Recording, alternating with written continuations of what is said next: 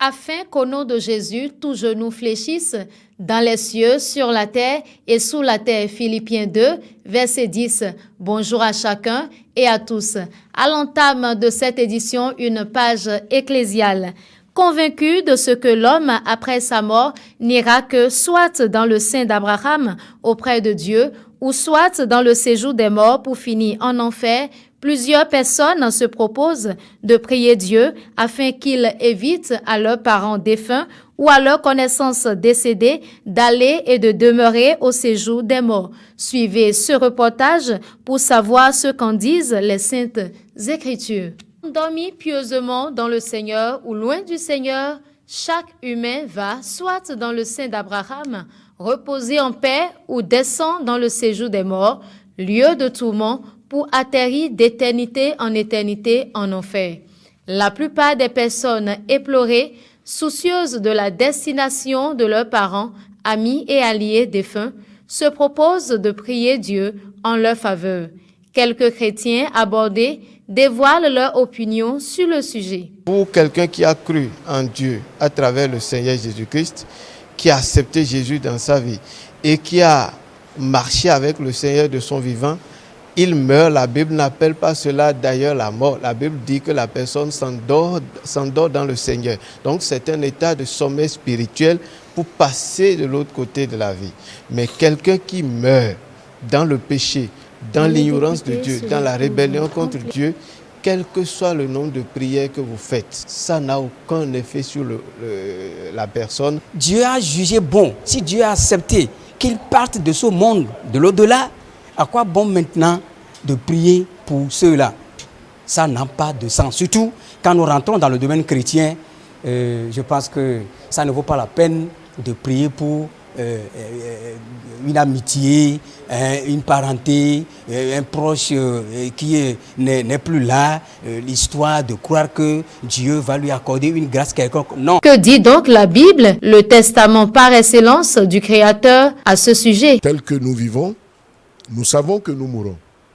Mais lorsque cette mort intervient, quelles que soient les prières qu'on peut élever vers Dieu, c'est par amour aux parents ou personnes proches de soi et qui sont décédés que beaucoup de gens font cela. Mais la parole de Dieu dans Ecclésiaste, chapitre 9, le verset 4 dit: et pour tous ceux qui vivent, il y a de l'espérance, et même un chien vivant vaut mieux qu'un lion mort. Le verset 5 dit: les vivants en effet savent qu'ils mourront, mais les morts ne savent rien, et il n'y a pour eux plus de salaire, puisque leur mémoire est oubliée. Leur amour, leur haine, leur envie ont déjà péri, et ils n'auront plus jamais aucune part à tout ce qui se fait sous le soleil. Donc, il n'y a pas de prière qui puisse changer la destinée éternelle. La destinée éternelle, on l'a choisie ici-bas sur terre. Il est réservé aux hommes de mourir une seule fois, après quoi vient le jugement. Hébreux 9, verset 27. Les députés se retrouvent en plénière le vendredi prochain, 14 novembre 2025 à 10h. 3 points sont inscrits à l'ordre du jour. Il s'agit de l'examen de la proposition de loi portant révision de la loi numéro 90-32 du 11 décembre 1990 portant constitution de la République du Bénin telle que révisée par la loi numéro 2019-40 du 7 novembre 2019, de l'examen du projet de loi portant modification de la loi numéro 2024-26 du 17 juillet 2025 portant loi organique sur le Conseil économique et social et l'examen du projet de loi portant modification de la loi numéro 2022-09 du 27 juin 2022, modifié et complété portant loi organique sur la Cour constitutionnelle. C'est le secrétaire général administratif de l'Assemblée nationale, Mariano Ogutolu, qui l'a annoncé par un communiqué le mardi 11 novembre 2025. Une délégation de parlementaires béninois participe activement à l'atelier régional de validation des tests constitutifs du réseau des parlementaires du bassin de la Volta. Cette rencontre s'est tenue du 10 au 11 novembre 2025 à Bamako, au Mali. Cet atelier régional, organisé à l'hôtel Dounian, a réuni les représentants des parlements des pays riverains du bassin ainsi que des experts et partenaires techniques et financiers œuvrant pour la gestion durable des ressources en eau. Le Bénin est représenté à cet important rendez-vous sous-régional par les députés Jérémy Adomarou et Gladys Tossou, accompagnés de cadres de l'administration parlementaire.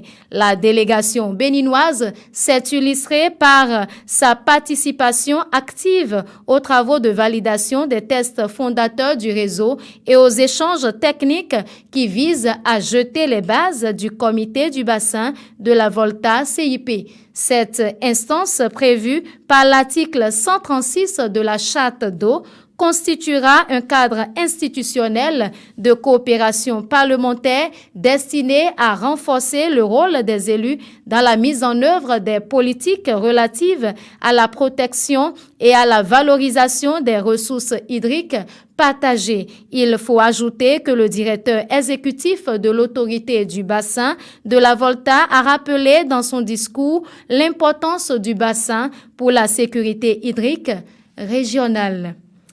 Le Bénin a lancé lundi 10 novembre dernier J'aime ma langue, un projet porté par l'ASIN et l'Institut IDIA. Ce programme vise à doter le pays d'une intelligence artificielle capable de comprendre les langues locales, à commencer par le Fongbe. Sous le thème « Le Bénin parle le futur », l'événement a rassemblé les acteurs du numérique, de la culture et de la recherche. Le projet repose sur 3 piliers, à savoir inclusion, innovation et héritage. Chaque citoyen est invité à y contribuer en s'inscrivant sur j'aime-ma-langue.bj, en lisant ou répétant des phrases dans sa langue et en enregistrant sa voix de façon anonyme. Ces enregistrements serviront à entraîner une IA béninoise capable de valoriser les langues nationales. Hors du Bénin, à présent, aux États-Unis, le plus long shutdown de l'histoire américaine devrait se conclure ce mercredi 12 novembre 2025. La Chambre des représentants devrait, sauf coup de théâtre, adopter l'accord voté au Sénat lundi 10 novembre 2025 qui pourrait mettre un terme à une paralysie budgétaire de plus de 40 jours.